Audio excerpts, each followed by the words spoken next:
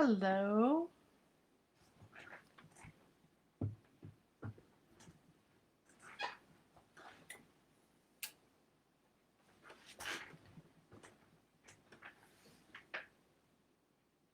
Hello. I'm not sure that I'm actually on because I'm not seeing what I usually see. So I'm going to move ahead in perfect faith here and hopefully do a little something for this evening. I've had several people mention how much they like the late night videos that I sometimes do. And so I thought I would do one since I looked up and saw it was midnight and it seemed a propitious moment to do something. So I'm glad that you're all here, and whether you see it at this time or you see it later, um, I will be happy to connect with you in this way, and very happy that you're connecting with me in this way.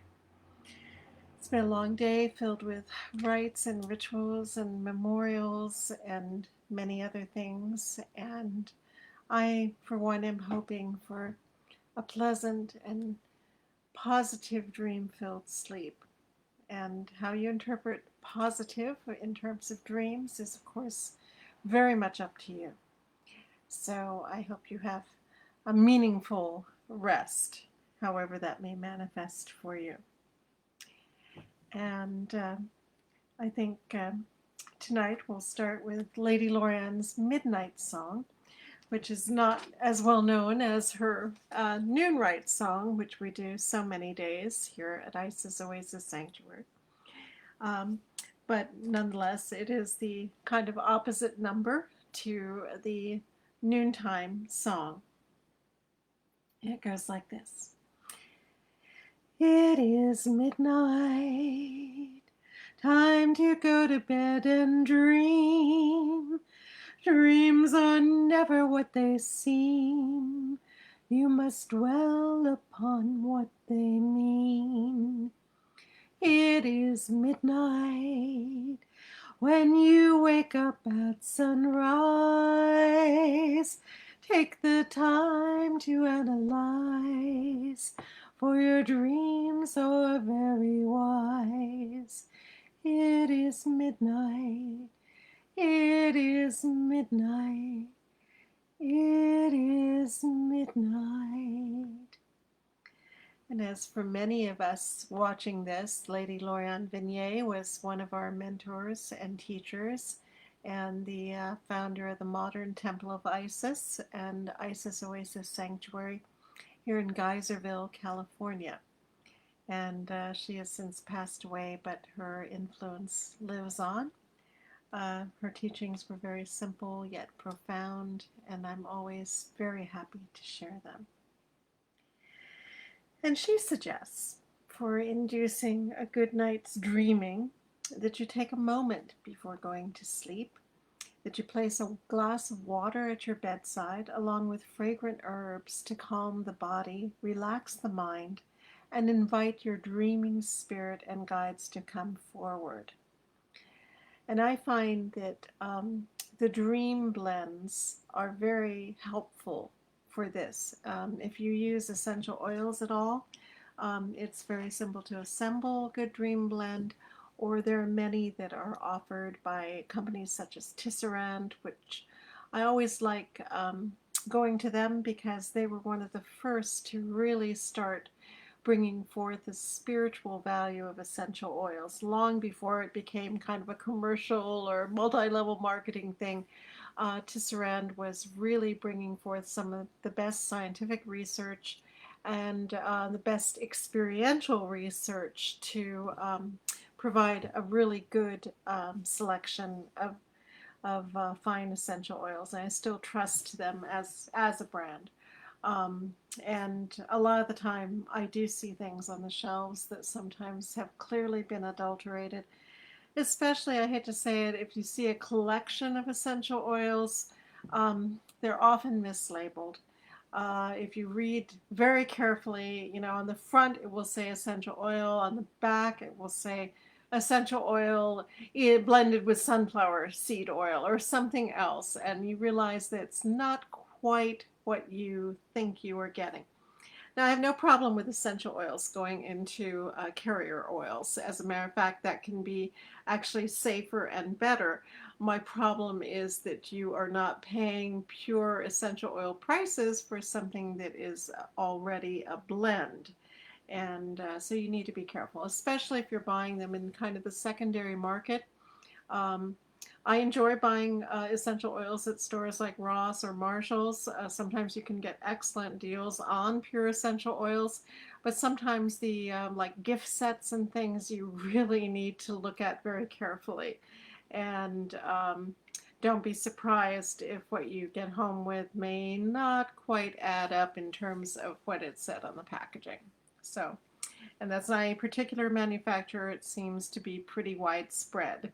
So do try to get good sources for your essential oils if you possibly can. And they're also one of my favorite things to purchase when I'm abroad.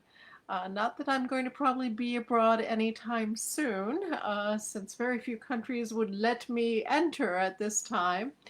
Um, so it's one of my favorite things, and I've made some wonderful discoveries among essential oils by shopping locally.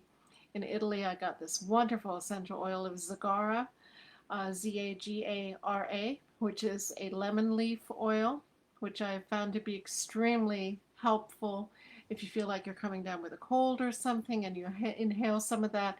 It often has chased it away, even when I've thought it's beyond all hope of doing so. I got some lotus oil when I was in Thailand.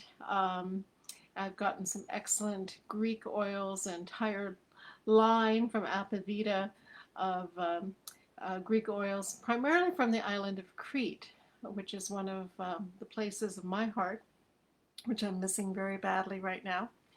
And the herbs on the island of Crete actually tend to have a higher proportion of essential oils in them because the land is a hard land. It's hard for the Cretans, it's hard for the aromatic plants, but it makes for very strong oils which actually have a higher percentage of the essential oils in them than most other places.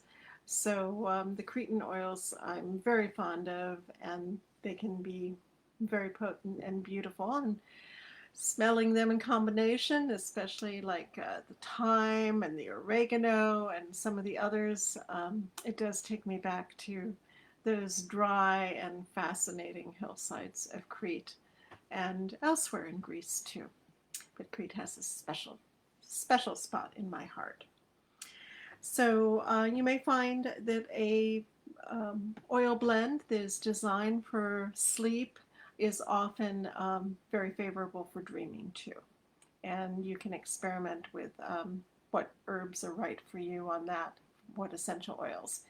And I also recommend almost any book by Valerie Warwood. Her last name is almost like Wormwood, but it's Warwood. And she has some really excellent books. The Fragrant Mind, which goes into the psychological effects of many essential oils, and The Complete Book of Essential Oils, which is really a classic and one of the first books to really put it all together. So if you're interested in aromatherapy, magical or otherwise, because I should probably also mention my dear friend Scott Cunningham's book, Magical Aromatherapy, which also contains some fascinating information and was the product of much dedicated research on his part. All of these things can help you find the aromatic support for your dreaming plans. So, all right. And so we try as we lie down for our night's sleep to let go, as Lady Lorianne writes, of all the entanglements and worries of your day. I know this can be difficult.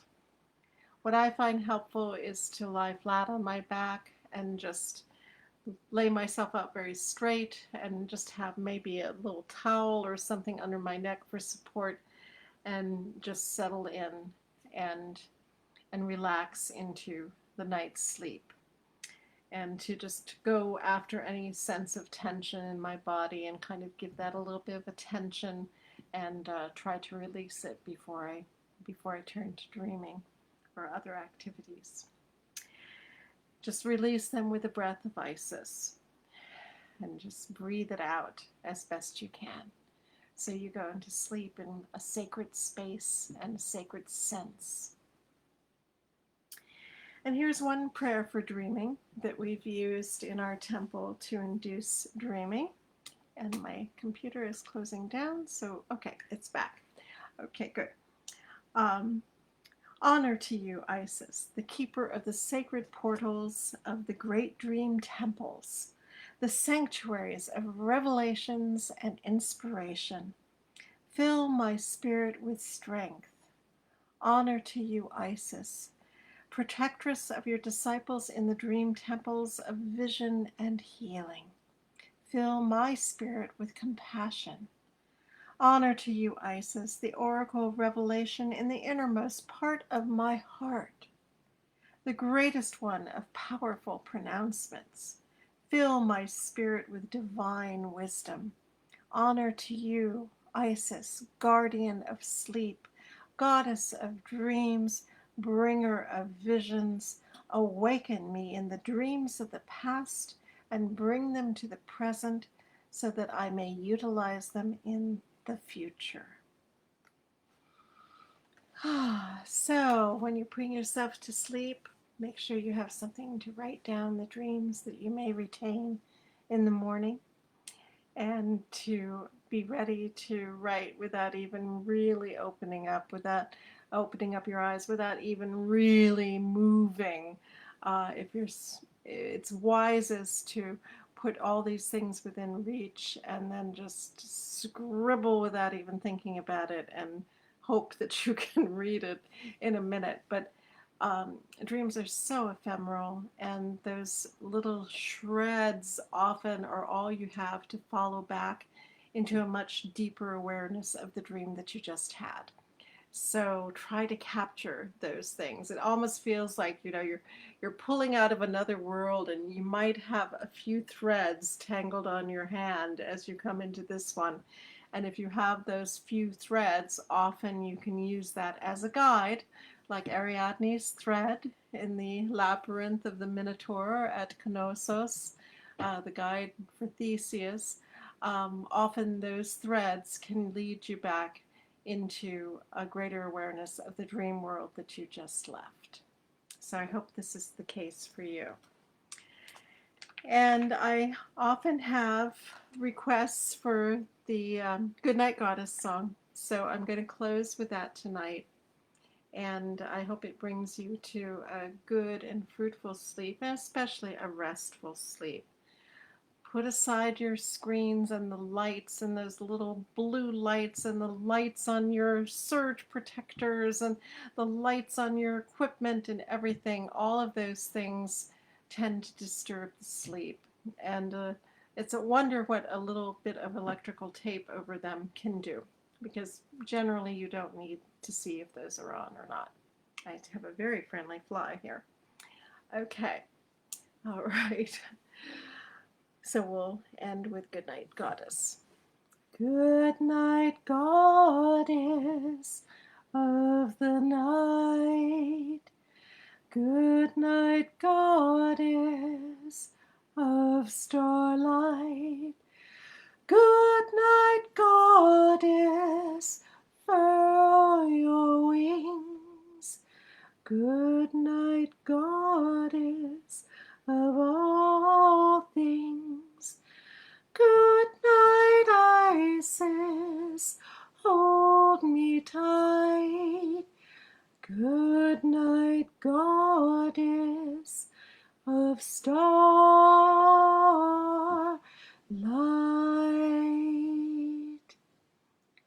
Sweet and inspiring dreams to all of you.